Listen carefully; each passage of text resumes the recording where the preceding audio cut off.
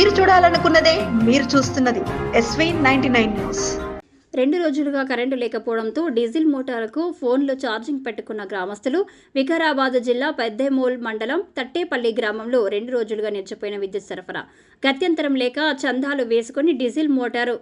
సహాయంతో నీటి సరఫరా చేసుకున్న గ్రామస్తులు